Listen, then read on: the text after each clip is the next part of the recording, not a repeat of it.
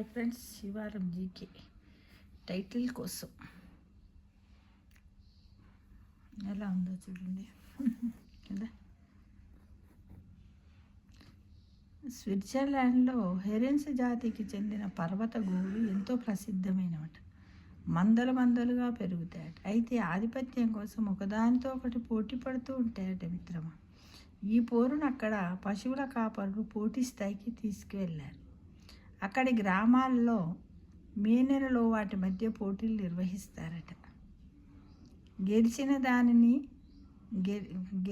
దానిని రాణులకే రాణిగా ప్రకటిస్తారట. వాటిని సులభంగా గుర్తించేందుకు క్రమసంఖ్య వేస్తారట.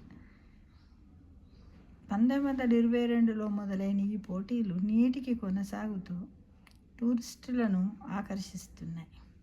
పర్యాటకులందరూ వెళ్తారు కదా, ఇంకా వాళ్ళందరూ తప్పకుండా అదుడి కడుతుడు 19 అని 21, 20 అని 31 అని 110 అని ఇలా అంటే అవి ఇట్లకు పోటీ పెడితే అక్కడ పందాలలాగా అనమాట.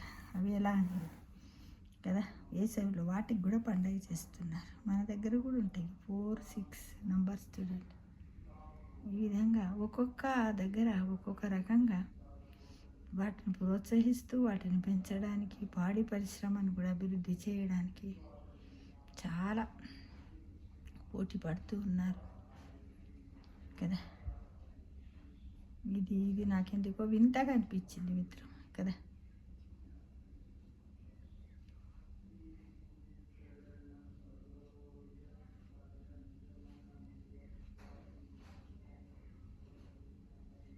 వాటికి కూడా శిక్షణ ఇస్తారనమాట. లేకపోతే ఎలా ఎటు పడితే అటు అవి పోటీ పడితే ప్రాణాలు కూడా కోల్పోయే అవకాశం కూడా ఉంటుంది కదా గోవులకు.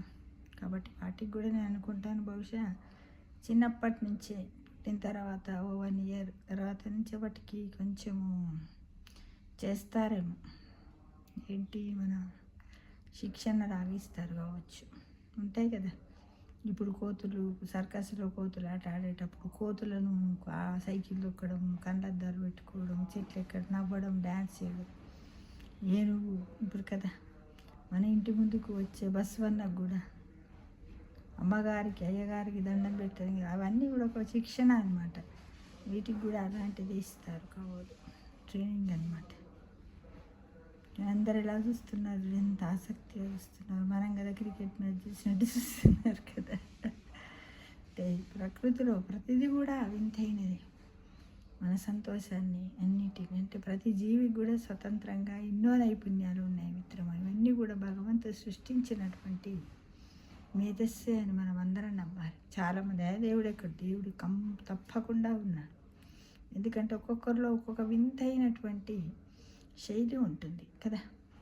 వీళ్ళవి అలాగ ఉంటుంది. ఒక ఫ్యామిలీలో ఉన్న మెంబర్లదే డిఫరెంట్గా ఉంటుంది. అలానే మన యావత్ భూమిపైన ఉన్నటువంటి అన్ని జీవరాశుల యొక్క మేధస్సు కూడా రకరకాలుగా ఉంటుంది కదా.